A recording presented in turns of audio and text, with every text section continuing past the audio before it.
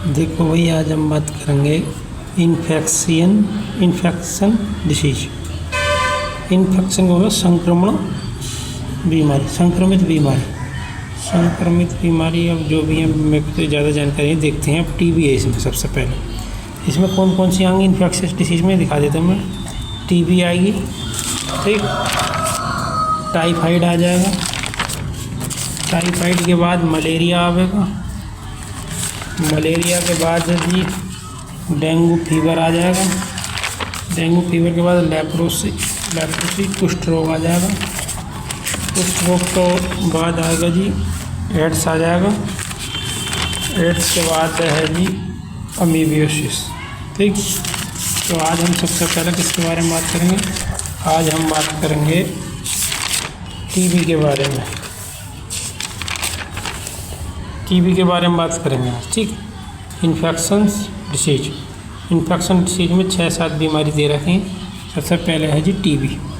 तो टीबी के बारे में आज हम पढ़ते हैं, क्या है, देखते हैं क्या है। इंट्रोडक्शन में देख लेते हैं। पहले मक्खी पहली आएगी। Pulmonary tuberculosis is a bacterial infection primarily affecting the lungs. ये कह रहे थे पल्मोनरी ट्यूबरकुलोसिस है, ये क्या है?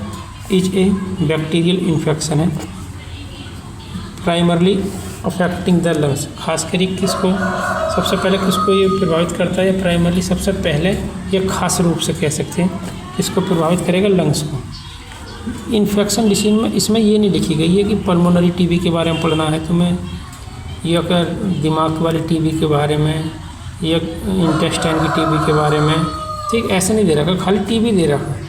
लेकिन हम नॉर्मली पल्मोनरी वाली टीबी के बारे में पढ़ रहे हैं, ठीक है ना। इसमें आगे लिख रहा, it is caused by Mycobacterium tuberculosis. ये किसकी वजह से होती है? माइकोबैक्टीरियम ट्यूबरकुलोसिस बैक्टीरिया है, उसकी वजह से ये होती है।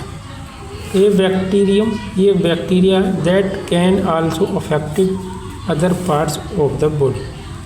ये कह रहा है कि ये बैक्टीरिया है जो कि बॉडी के दूसरे भागों को भी क्या प्रभावित कर सकता है। जैसे कि आंतों में हो सकता है, रीढ़ की हड्डी में हो सकता है, स्किन में हो सकता है, जेनेटल सिस्टम में हो सकता है, मेल के या फीमेल के किसी के। एक डॉक्टर हैं टीबी वाले, उनसे मैंने एक बार ऐसी टीबी के बारे में बात करी थी, तो वो ये कह रहे थे कि टीबी जो है खाल से, सिर के बाल से लेकर खाल तक कहीं भी हो सकती है। अब वो ज़्यादा जानकारी होगी उन्हें, हमें तो पता नहीं, वो टीबी के डॉक्टर हैं तो उन्हें पढ़ाई गई होगी भाई, तभी वो कह रहे होंगे। अब हम चलते हैं इसकी ईटियोलॉजी पे। Mycobacterium tuberculosis is transmitted through the air. ये क्या कह रहा है? माइकोबैक्टीरियम ट्यूबरकुलोसिस जो बैक्टीरिया है ये ट्रांसफ़र होता है, ये फैलता है थ्रू, किसके through?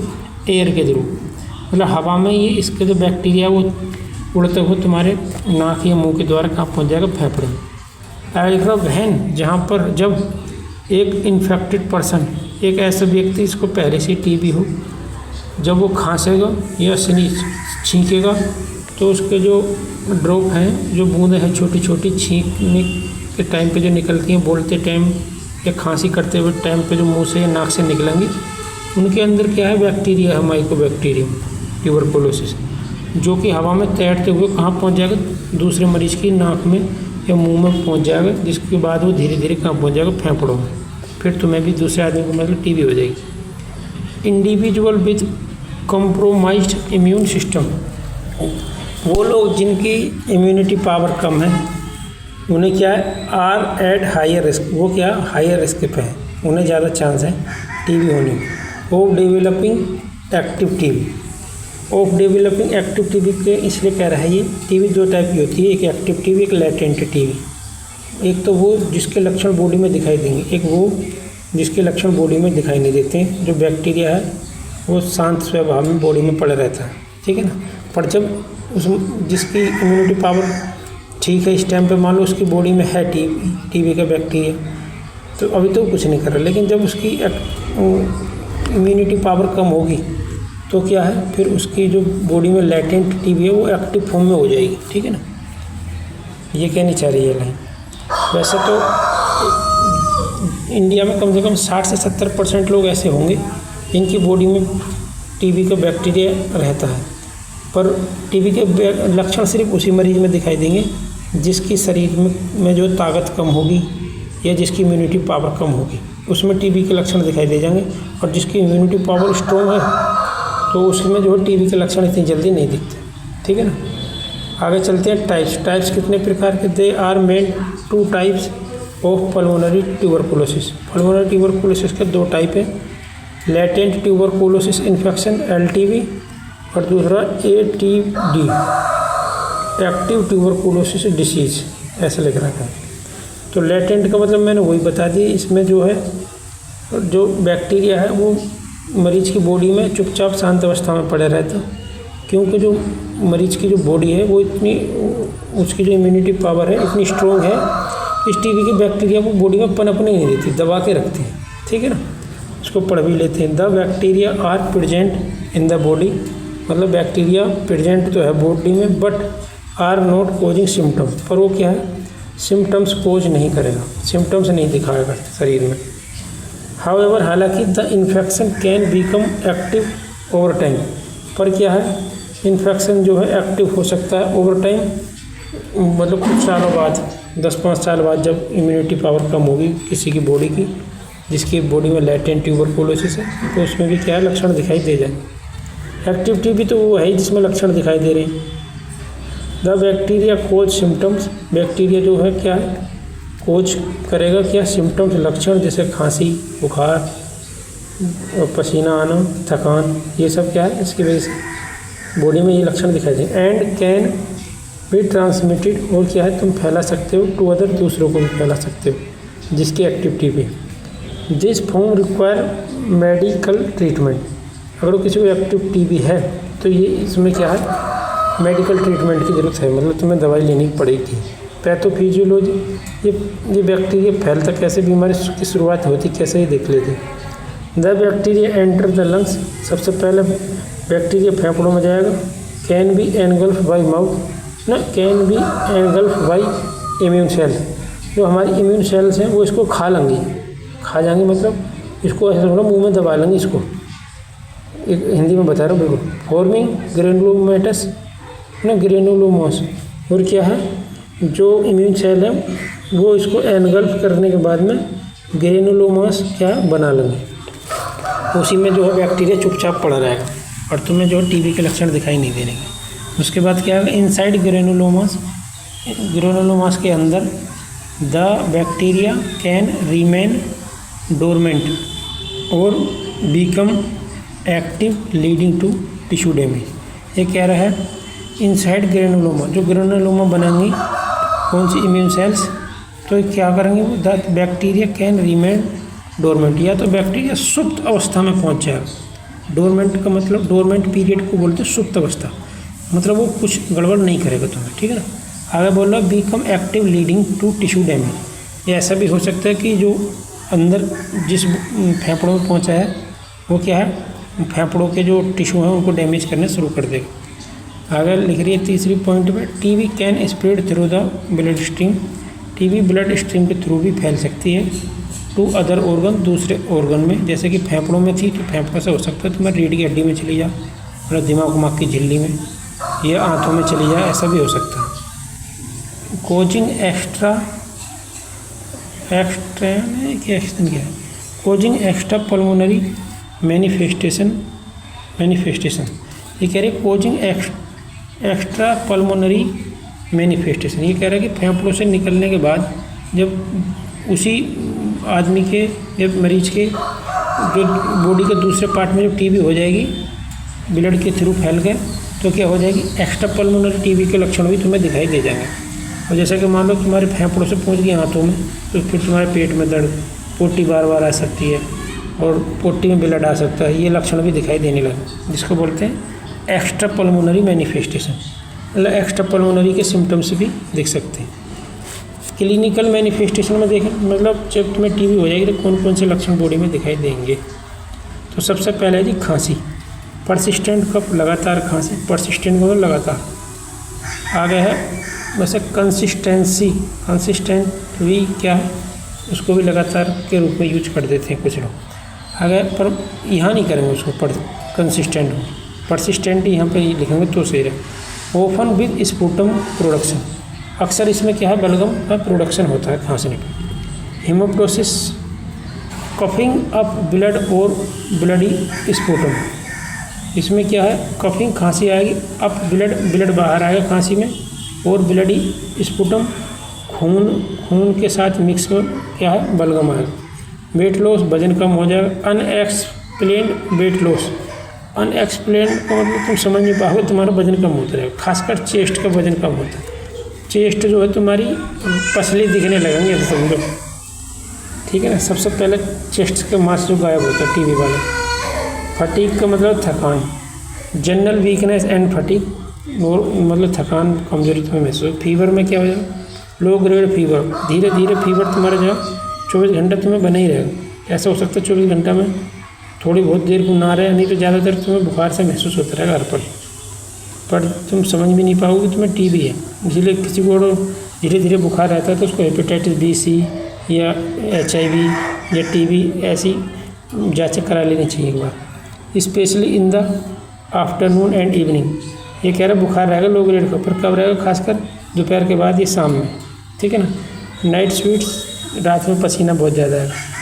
Profuse sweating during the night, profuse sweating का मतलब ये कह रहा है सोते समय रात को जब तुम सोओगे उस टाइम पे तुम्हें बुखार पसीना ज़्यादा है। चेस्ट पेन, जब चेस्ट के अंदर फेफड़े हमारे रहते हैं तो चेस्ट में दर्द होगा। पेन और discomfort in the chest, pain होगा या डिस्कम्फर्ट फील करोगे इसमें चेस्ट में, स्पेशली ड्यूरिंग ब्रीदिंग, खासकर कब, जब तुम सांस ले रहे हो। और कफिंग, जब तुम खांस रहे हो तब दर्द होगा, या सांस ले रहे हो तब दर्द होगा। डायग्नोस्टिक टेस्ट कौन कौन से कराएंगे जी इसमें, मोनटॉक्स स्किन टेस्ट TST, इसमें क्या है जी जो तुमने देखी होगी यहाँ पे लगाया जाता है ये भुजाओं में, ठीक है ना।